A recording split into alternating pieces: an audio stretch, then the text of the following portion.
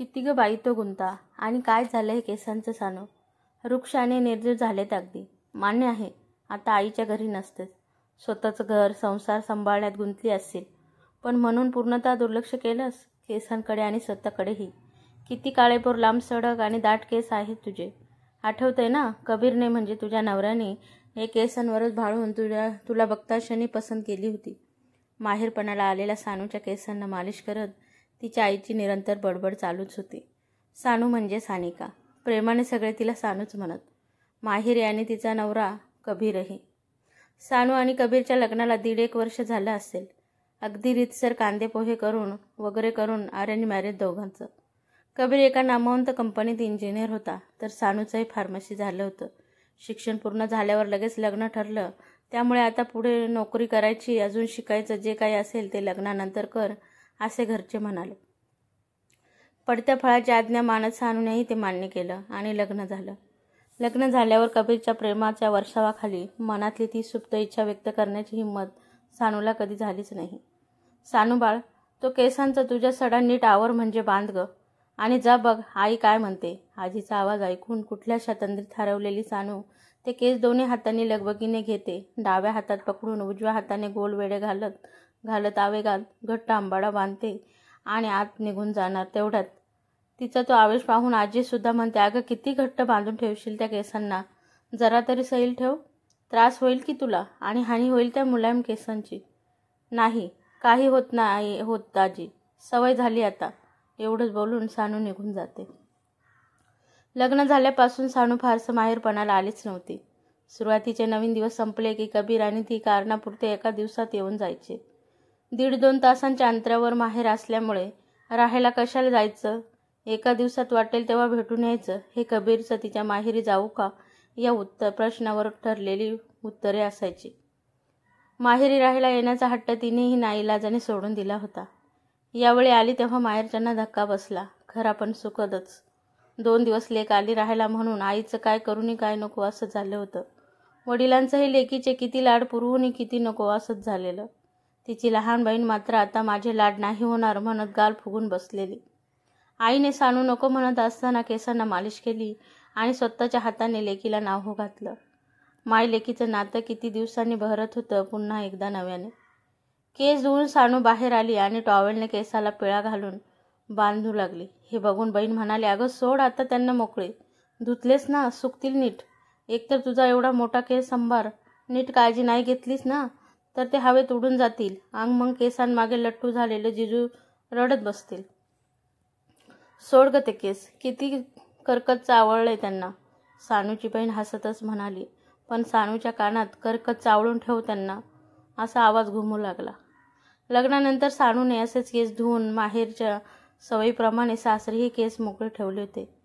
सानूचे सासू सासरे दीर हे 2ऱ्या मजल्यावर, तर सानू आणि नवरा तिच्या मजल्यावर 3ऱ्या मजल्यावर असे एकाच बिल्डिंगमध्ये एकत्रच राहत होते असं म्हणायला हरकत नाही. रविवारी नाश्ता जेवण सासूकडेच असतो, त्यामुळे सानू तशीच मोकळ्या केसांनी, खरं तर अर्धे केस मोकळे सोडून अर्ध्या केसांत क्लिप लावून ती सासूच्या घरी आली. सगळ्यांना डायनिंग टेबलवर नाश्ता द्यायचं काम ती करताना तिचा हात चुलत दिराने तिच्या लांबसडक केसांची आणि पुढे येणाऱ्या बटेचीच प्रशंसा केली. मलाही तुझ्यासारखी लांब केस असलेली बायको मिळो, हे त्याच्या दुलखुलास स्वभावाप्रमाणे तो बोलून गेला. नाश्ता कसा बसा आवरून कबीर सानूला वर घरी घेऊन गेला. त्याचे डोळे, चेहरा लालबुंद झाला होता. रागात त्याने सानूचे केस जोरात ओढले आणि म्हणाला, कोणासाठी मोकळे सोडलेलेस केस, गरज काय याची, कर्कच्च बांधून ठेवायचे इथून पुढे, ते कळलं. आणि बट हाताने ओढत म्हणाला, बाहेर काढून नखरे करतेस, परत बाहेर नाही दिसली पाहिजे, नाहीतर माझ्यासारखं वाईट कोणी नसेल. सानूला असह्य वेदना होत होत्या, पण तिचं बोलणं वेदना काहीच कबीरपर्यंत पोहोचच नव्हतं. त्याने स्वतः तिच्या केसांना आवळून घट्ट आंबाडा बांधला आणि तिला तसंच विवळत सोडून गेला. सानूचे केस खूप दुखत होते. पिरगळलेला हात काळा निळा पडला होता. रडायलाही तोंडातून आवाज निघत नव्हता. इतकी वाईट अवस्था तिची झाली होती. कबीरचं हे रौद्र रूप तिच्यासमोर पहिल्यांदाच उघड झालेलं. लग्न झाल्यापासून तो अधूनमधून रागवायचा. गोष्टी त्याच्या मनासारख्या नाही घडल्या तर चिडायचा. मी ऑफिसला जाताना आणि परत आल्यावर तू फ्रेशच दिसायला हवी, मी सांगेल तीच साडी नेसली पाहिजे, मी जसं सांगेल तसंच वागलं पाहिजे. मी बाहेर घेऊन जाईन तेव्हाच बाहेर पडायचं. मी सांगेन त्याच व्यक्तीसोबत बोलायचं, असंच वागायचं, तसंच राहायचं. असं बरेच नियम त्याने सानूवर लादले होते. आणि नवीन लग्न झाल्यामुळे किंवा आपल्यावरच्या अतिप्रेमामुळे तो असा वागत असेल या गैरसमजाने सानू त्याचा प्रत्येक हट्ट पूर्ण करत होती. तिच्या आयुष्यात सकाळ संध्याकाळ रात्र व्हायची ती फक्त आणि फक्त कबीरसाठीच. पण त्याचा स्वभाव हेकेखोर, विक्षिप्त आहे हे हळूहळू तिला कळायला लागलं. प्रत्येक भांडणानंतर त्याने प्रेमाने येऊन सॉरी म्हणणं आणि घाबरून त्याला माफ करणं हे नित्याचंच झालं होतं. त्या एका प्रसंगानंतर सानूने परत कधीही केस मोकळे सोडायची हिंमत केली नाही. घरी बाहेर कोणता सण कार्यक्रम काही असेल तरी सानूने केस बांधलेच असायचे. एक दिवस कबीरचा चांगला मूड बघून सानू म्हणाली, तुम्हाला आवडत नाही की मी केस मोकळे सोडलेलं, मग मी कापून टाकू का? इतके सांभाळणंही मला कठीण जातं. जास्त नाही पण थोडे तरी कापतेच. तिचं ते वाक्य ऐकून कबीरने मागचा पुढचा विचार न करता सगळी ताकद एकवटून तिच्या कानाखाली मारली. त्या फटक्याने सानू मागच्या बेडवरच आदळली. तिच्या जवळ जाऊन ते केस जोरात ओढून म्हणाला, मी बोलतो का काप म्हणून? तू म्हणालीस कशी की कापतेच. हे केस जरी तुझे असले तरी या केसांवर माझा हक्क आहे. माझं प्रेम आहे या केसांवर. तुझे केस बघूनच लग्न केलं तुझ्याशी, विसरलीस? आणि हे माझं प्रेमच तू नष्ट करतेस. पुन्हा असा विचार करायची हिंमतसुद्धा करू नको. रागात आवेगात सानूच्या अश्रूंचा चुराडा करत तिच्या मर्जीविरुद्ध त्याने शारीरिक भूक भागवली आणि तिला पलीकडे ढकलून दिलं. रडण्याचा आवाजही नको म्हणून ती उशीत तोंड खुपसून रात्रभर रडत बसली. असे काही चांगले काही वाईट पण कबीरचंच ऐकत सानूचा संसार चालू होता. एक दिवस कबीरची मांडलेली बहीण त्याला म्हणाली, आमच्यासोबतही बायकोला बाहेर पाठवत जा कधीतरी. नेहमी तूच तिच्या मागे पुढे असतोस आणि सगळ्याच कार्यक्रमाला काय ती एवढे सुंदर केस बांधून असते. तू सांगत जा तिला, मोकळे छान दिसतात. जरा मोकळीतही देत जा रे तिला. त्यावर कबीर म्हणाला, फारच मोकळी दिली की डोक्यावर बसून मिऱ्या वाटतात ग बायका. त्यापेक्षा हे असंच मर्यादेत ठेवायचं असतं त्यांना. त्या वाक्यावरून सानूला त्याच्या विचारांची घृणा वाटायला लागली. त्याच दिवशी संध्याकाळी कबीरने सानूला तिच्या लहान चुलतदिरासोबत तिला हसताना पाहिलं आणि त्या रात्री कबीरने ड्रिंक करून सानूच्या तोंडातून शब्दही फुटत नव्हता इतकी मारझोड केली. तिचे केस धरून तिला फरफटलं. ती सोडा सोडा म्हणून विनवणी करत होती पण तो काहीच ऐकण्याच्या मनस्थितीत नव्हता. तो एवढंच बडबडत होता, तुझं हे सौंदर्य फक्त माझं आणि माझंच आहे. कोणाच्या समोर दात काढत खिदळण्याचा अधिकार तुला कोणी दिला? तुला बाहेर जाऊ देत नाही तर तू घरातल्याच माणसासोबत नको ते चाळे करतेस. तू फक्त माझी आहेस एवढंच लक्षात ठेव. मी सांगेन तेव्हाच नटायचं, मी सांगेन तिथेच बोलायचं. स्वतःची अक्कल चालवायची नाही. परत असं काय आढळलं तर जीव घेईन तुझा. सानूला जबरदस्त धक्का बसला होता. ज्या लहान दिराला तिने भावासारखं मानलं त्याच्याही भावावरून, स्वतःच्या भावावरून या माणसाने तिच्यावर संशय घेतला. याचा खूप मोठा धक्का बसला होता तिला. शरीरावर जिथे हात लावेल तिथे वेदना होतच होती, पण त्याहीपेक्षा मनाच्या वेदना कितीतरी पट आत चलत होत्या. 2 दिवस असेच आबोल्यात आणि सानूला धक्क्यात गेले. तिसऱ्या दिवशी सानू मी माहेरी जाते एवढंच लिहिलेली चिठ्ठी घरी ठेवून माहेरी निघून आली. तिला वाटलं त्यानंतरही कबीर चिडेल, दंगा करेल, माहेरी येऊन तमाशाही करेल, पण तसं काहीच घडलं नव्हतं. त्याने तिला एकदाही फोन देखील केला नव्हता. माहेरी सानूने काहीही सांगितलं नव्हतं. हातपायावरून साधारण जखमावरून आईने प्रश्न देखील विचारले, पण काही नाही, घरातच काम करताना पडले असं सांगून वेळ मारून नेले.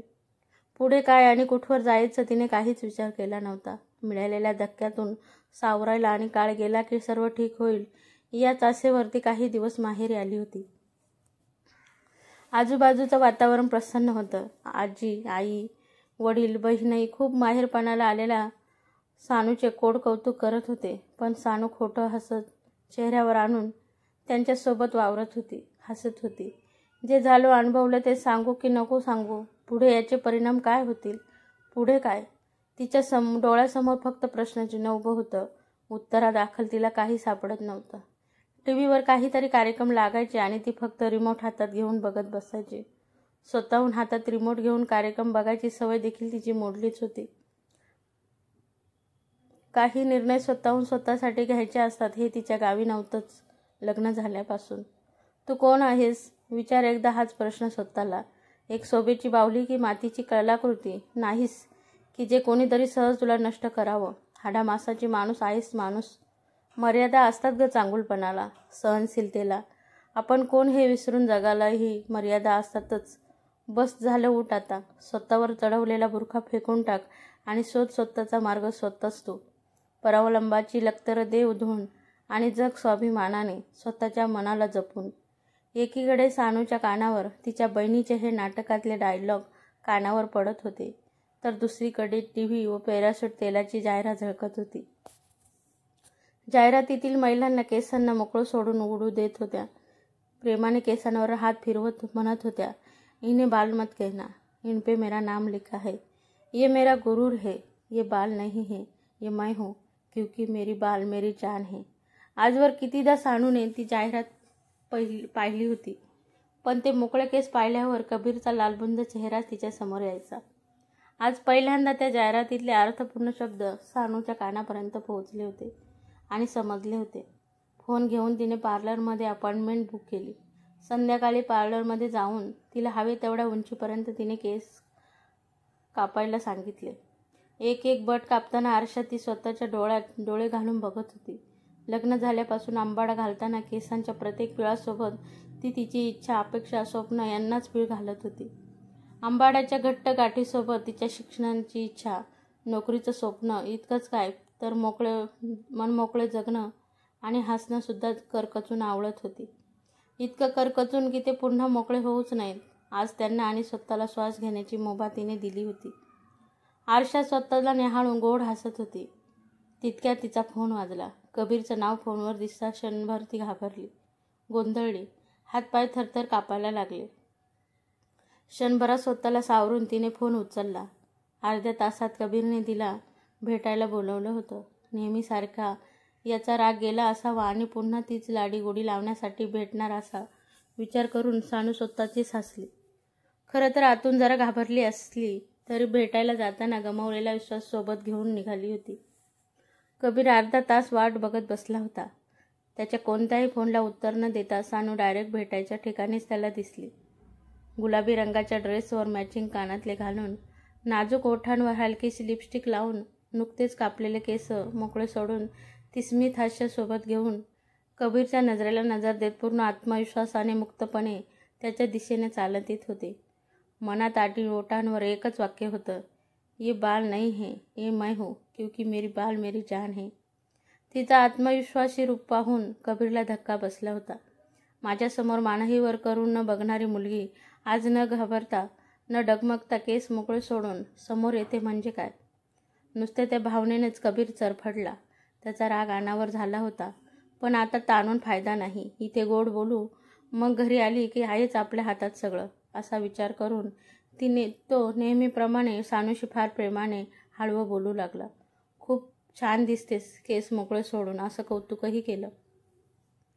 पण सानू त्याला पुरतं ओळखून होती. यावेळी याच्या गोड बोलण्यात फसायचं नाही हे तिने मनोमन ठरवलं होतं. त्याच्याकडे हसत बघत ती म्हणाली, मी परत यावी यासाठी तुम्ही हे प्रयत्न करताय मला माहीत आहे. मलाही नातं तोडायचं नाही आहे. मलाही संसार हवाय आणि तो सुखी हवाय, ज्यात आपण दोघे एकमेकांसोबत समाधानी असू, पूरक असू. कोणी एकच हक्क गाजवतोय आणि दुसरा त्या नात्याखाली दाबला जातोय असा संसार नको मला. स्पष्टच बोलते. जितका आदर मी तुमचा करते तितका तुम्ही आपल्या नात्याचा आणि माझाही आदर करावा. मला नोकरी करायची इच्छा आहे, स्वावलंबी व्हायचे आहे आणि हे तुम्ही मोठ्या मनाने मान्य करावं.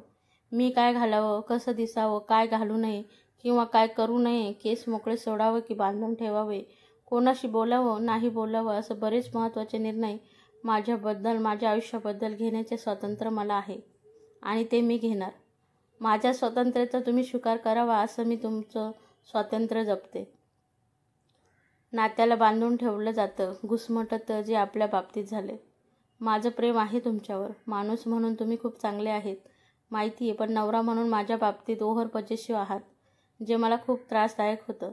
मला तुम्ही हवे आहेत, हे नातं हवंय आणि सोबत मी स्वतःला हवी जशी आहे तसे. हे सगळं मान्य असेल मनापासून तर मी तुमच्यासोबत यायला तयार आहे. विचार करून उत्तर द्या. कबीर सानूचं हे वेगळं रूप बघत होता. राग येण्याऐवजी त्याला आश्चर्य वाटत होतं. सानू जितकी सुंदर तितकी तडफदार आणि आत्मविश्वासू आहे हे त्याला प्रथमच कळलं. सुरुवातीला चिडलेला पण हळूहळू तिचं बदललेलं रूप त्यांना आवडू लागलं. त्याचंही खूप प्रेम होतं तिच्यावर. आपण तीही माणूस आहे, आपण हक्क गाजवणारी वस्तू नाही हे आव्हान त्याच्या लक्षात आलं होतं. आणि म्हणतात ना, प्रेम भल्या भल्यांना बदलायला भाग पाडतं. तसं सानूच्या प्रेमाने कबीरला बदलायला मदत केली आणि कबीरने सानूच्या स्वातंत्र्यासहित तिला स्वीकारलं. तर मित्रांनो, आजची कहाणी कशी वाटली कमेंट्समध्ये नक्की सांगा. आणि आवडल्यास लाईक करा, शेअर करा आणि महत्त्वाचं म्हणजे चॅनलवरती जर नवीन असाल तर चॅनलला सबस्क्राईब नक्की करा. धन्यवाद.